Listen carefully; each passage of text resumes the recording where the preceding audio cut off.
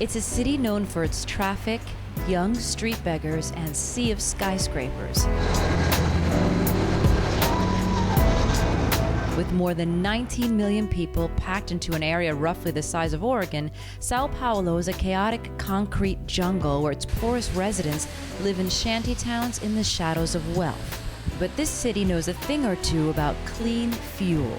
Brazil is known as the birthplace of bioenergy, with the overwhelming majority of the cars you see below me operating on ethanol or some blend of ethanol and gas.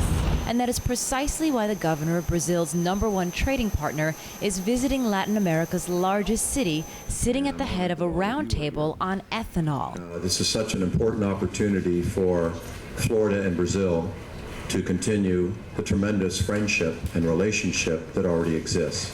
Florida Governor Charlie Crist hopes to import ethanol from Brazil to blend with gasoline to reduce vehicle emissions, and he hopes to boost ethanol production in the Sunshine State. It's very simple. If you have to depend on somebody else for something, like energy, like fuel, then you are dependent. And if they decide you can't have it, then that's not a good thing. Brazil is the world's largest ethanol exporter. The fuel, called alcohol, is made from sugarcane and is sold in Sao Paulo gas stations for roughly half the price of regular gas. 90% of the new fleet of cars sold in Brazil will be flex fuel vehicles. This car and the other one that's also a flex fuel car? Yeah.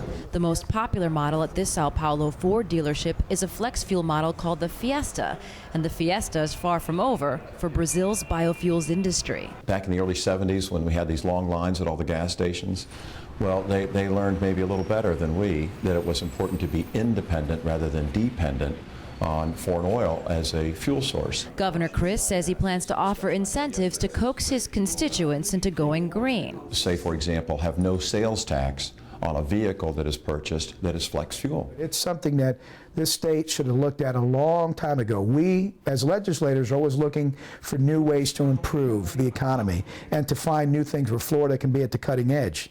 Well, why not learn from these folks and bring it to Florida?